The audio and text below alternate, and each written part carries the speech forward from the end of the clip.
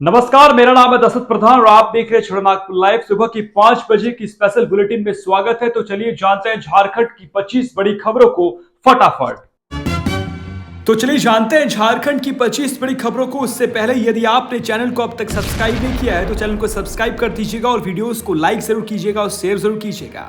तो आज 20 फरवरी दिन है मंगलवार, हिंदी तिथि शुक्ल द्वादशी, सूर्योदय का समय 6:36:30, सूर्यास्त का समय 5:59:54। वही देखिए, बात करें दिन के इतिहास की तो 1935 में कैरोलाइन मिकेल्सन अंटार्कटिका पहुंचने वाली पहली महिला बनी थी। बात करें अंटार्कटिका महाद्वीप की तो पृथ्वी का 5वां सबसे बड़ा, विश्व का सबसे ठंडा, शुष्क और तेज हवाओं वाला महाद्वीप है। यहाँ की तापमान -90 डिग्री तक होती है। यह एक ऐसा महाद्वीप है जहाँ मानव नहीं रह सकता है, क्योंकि ये एक रेगिस्तान है, बर्फ का रेगिस्तान, जहाँ कोई पेड़ पौधा नहीं है। वही देखिए, गुलाम भारत के लिए आज एक महत्वपूर्ण दिन था। 1947 में ब्रिटिश प्रधानमंत्री क्लेमेंट एटली ने भारत को आजादी देने के बारे में घोषणा कर दी थी। एटली ने कहा था कि 30 जून 1948 से पहले भारत को आजाद कर दिया जाएगा। भारत के आखिरी वाइसरॉय लॉर्ड माउंटबेटन ने 3 जून 1947 को ऐलान किया कि 15 अगस्त 1947 को भारत को आजादी दे दी जाएगी। साथ ही भारत और पाकिस्तान को 2 देशों में बांट दिया जाएगा। भारत और पाकिस्तान दोनों संप्रभु होंगे और दोनों का अपना अपना अलग संविधान होगा। वहीं देखिए, कुछ और इतिहास के विषय में जाने तो मुगल शासक औरंगजेब का 1707 में आज ही के दिन निधन हुआ था। बात करें औरंगजेब की तो मुगल वंश का छठा सम्राट था, जो बाद में अकबर के बाद सबसे अधिक समय तक शासन करने वाला मुगल शासक बना। आपको बता दें कि वो मुगल सम्राट शाहजहां और उसकी पत्नी मुमताज महल का सबसे बड़ा पुत्र था। मुमताज महल की याद में शाहजहां ने ताजमहल बनाई थी। ये बात आपको जानकारी होनी चाहिए। तो चलिए 25 बड़ी खबरों की ओर बढ़ते हैं। बिहार का युवक सीआईएसएफ डीआईजी का बॉडीगार्ड बनकर करता था ठगी, बंगाल से हुआ गिरफ्तार। सीआईएसएफ के डीआईजी का बॉडीगार्ड बनकर लोगों से ठगी करने वाले एक शख्स को बोकारो जिला की पुलिस ने गिरफ्तार किया है। बिहार के इस ठग को पश्चिम बंगाल के हीरापुर से गिरफ्तार किया गया है। इसका नाम राजेश रंजन झा है। उसकी उम्र 34 वर्ष बताई जा रही है। बोकारो जिले के बारी कोऑपरेटिव के एक सब्जी विक्रेता से 20,000 रुपए की ठगी करने वाला यह फर्जी बॉडीगार्ड रविवार को पुलिस गिरफ्त में आया। हजारीबाग में बोले सीएम चंपा सोरेन, केंद्र ने नहीं दिया पीएम आवास, हम दे रहे हैं 20 लाख अबुआ आवास। झारखंड सरकार की महत्वाकांक्षी अबुआ आवास योजना के लाभुकों को मुख्यमंत्री चंपा सोरेन ने हजारीबाग में स्वीकृति पत्र दिया। हजारीबाग, चतरा, कोडरमा और रामगढ़ जिले के हजारों अबुआ आवास योजना के लाभुक सोमवार को हजारीबाग जिले के विनोबा भावे विश्वविद्यालय परिसर में आयोजित समारोह में शामिल हुए। इन 4 जिलों के लिए 2,82,000 अबुआ आवास प्रस्तावित है। इस दौरान सीएम चंपा सोरेन ने कहा कि झोपड़ी, टूटे घर और बेघरों को अब झारखंड सरकार की ओर से 3 कमरे का पक्का मकान मिलेगा। आगे मुख्यमंत्री ने कहा कि जिन लोगों के आवेदन स्वीकृत किए गए हैं उन सभी लोगों को हर हाल में झारखंड सरकार अबुआ आवास देगी। पहले और पीछे चयन होने से कोई फर्क नहीं पड़ेगा। इनमें जो त्रुटियां होंगी उसे भी सुधार लिया जाएगा, लेकिन सभी को आवास जरूर मिलेगा। केंद्र सरकार के खिलाफ झामुमो ने निकाला न्याय मार्च रैली, झारखंड झुकेगा नहीं, बोले प्रतिनिधि सनद आचार्य। सरायकेला खरसावां जिला अंतर्गत सरायकेला में मुख्यमंत्री प्रतिनिधि सनद आचार्य के नेतृत्व में यह रैली निकाली गई, जिस दौरान झारखंड मुक्ति मोर्चा के कार्यकर्ताओं ने लोगों को बताया कि झारखंड में केंद्र सरकार द्वारा किस तरह से आदिवासियों पर अत्याचार किया जा रहा है। जब जब राज्य सरकार आदिवासियों के हित में कुछ अच्छा करने के लिए आगे बढ़ती है, तब तब केंद्र सरकार ईडी की धमकी देकर आदिवासियों के विकास को रोकना चाहती है। उन्होंने कहा कि जनता सब जानती है और आने वाले दिन में इसका बदला अवश्य लेगी। इस दौरान लिपू मोहंती, बड़ा बाबू सिंह देव, दिनेश साथवा, केदार अग्रवाल, संपन्न कमिला, रवि गुप्ता एवं झारखंड मुक्ति मोर्चा के कई लोग शामिल रहे। 3 दिवसीय इटखोरी महोत्सव में शामिल हुए सीएम चंपा सोरेन, कहा हर परिवार में जलेगा शिक्षा का दीप। चतरा जिले के इटखोरी स्थित प्रसिद्ध भद्रकाली मंदिर में पूजा अर्चना करने के बाद मुख्यमंत्री चंपा सोरेन ने 3 दिवसीय इटखोरी महोत्सव का उद्घाटन किया। इस अवसर पर उन्होंने कहा कि मनुष्य जीवन में देवी देवताओं से उदय होता है, मां भद्रकाली से कुशलता की कामना करते हैं, समाज को दुराचार से बचाने के लिए ही मां होती है। आगे उन्होंने कहा कि इटखोरी की अलग पहचान है, यह बहुत बड़ा धार्मिक स्थल है। यहाँ पूजा करने से मन को शांति मिलती है। लोगों को धर्म के साथ साथ कर्म पर भी विश्वास करनी चाहिए। बिना आस्था के कोई मनुष्य नहीं रह सकता। हमारी सरकार सभी धार्मिक स्थलों का विकास करेगी। उन्होंने आगे कहा कि हेमंत सोरेन ने जो सोचा था उसे हम पूरा करेंगे, हर क्षेत्र में विकास करेंगे।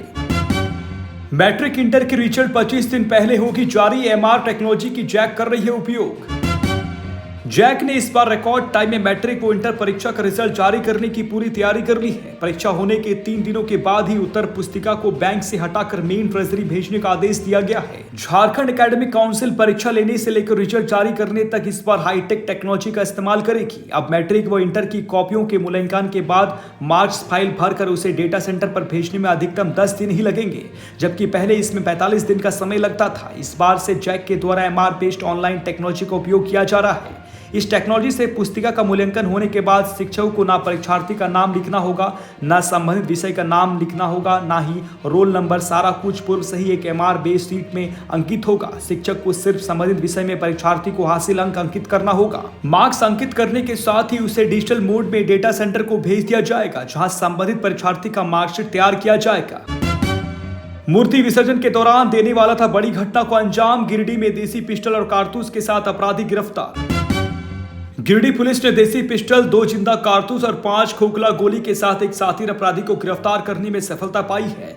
गिरफ्तार अपराधी गांवा थाना क्षेत्र के चिहुटिया का रहने वाला मुकेश कुमार यादव है। मुकेश को गांवा पुलिस ने क्षेत्र के चिहुटिया के पास से गिरफ्तार किया है। मामले की जानकारी गिरिडीह के एसपी दीपक कुमार शर्मा ने दी है।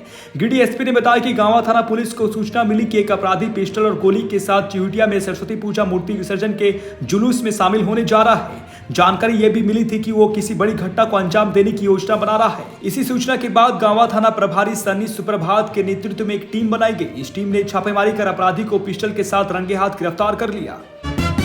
सरयू राय ने सीएम चंपाई सोरेन पर साधा निशाना, कहा वित्तीय मांगों पर मतदान होने पर कहीं चंपाई सरकार गिर ना जाए। जमशेदपुर विधायक सरयू राय ने मुख्यमंत्री चंपाई सोरेन को सलाह दी है कि वे वित्तीय स्थिति पर एक श्वेत पत्र जारी करें। जब हेमंत सोरेन मुख्यमंत्री बने थे तो उनके पूर्व की सरकार की वित्तीय स्थिति के बारे में उन्होंने एक श्वेत पत्र जारी किया था। बिष्टुपुर स्थित आवासीय कार्यालय में प्रेस कॉन्फ्रेंस को संबोधित करते हुए विधायक ने कहा कि 23 फरवरी से शुरू होने वाला बजट सत्र अप्रत्याशित रूप से छोटा है, जबकि 2020 में 18 कार्य दिवस, 2021 में 16, 2022 में 17, 2023 में भी 17 कार्य दिवस थे, जबकि 2024 में मात्र 7 दिन तय किए गए हैं। आगे उन्होंने कहा कि बजट सत्र छोटा करने का एक कारण यह भी हो सकता है कि मंत्री परिषद के विस्तार के बाद चंपाई सोरेन सरकार अस्थिर है।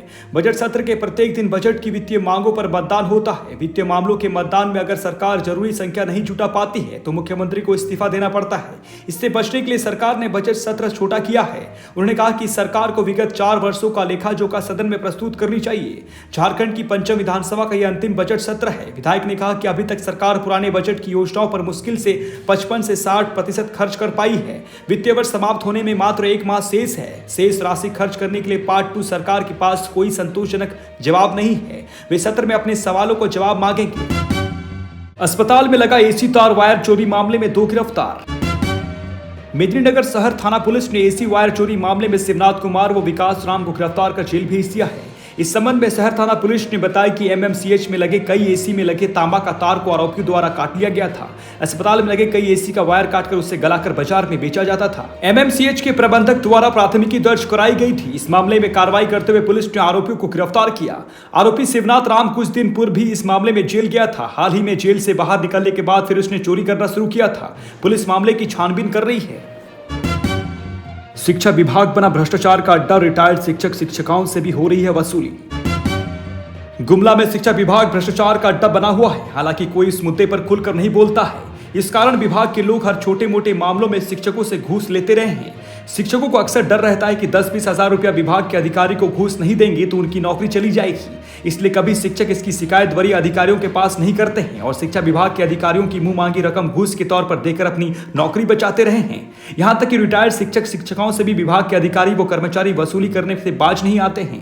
कई शिक्षक लड़खड़ाते पैरों से विभाग के दरवाजे तक जाते हैं। उनसे भी कई बार घूस ले लिया गया है, परंतु इसकी शिकायत नहीं होने के कारण विभाग के लोग बचते रहते हैं। ऐसे शिक्षिका कुंती देवी ने हिम्मत दिखाई, जिसका नतीजा है कि घूसखोर DEO और कंप्यूटर ऑपरेटर ACB के शिकंजे में आए हैं।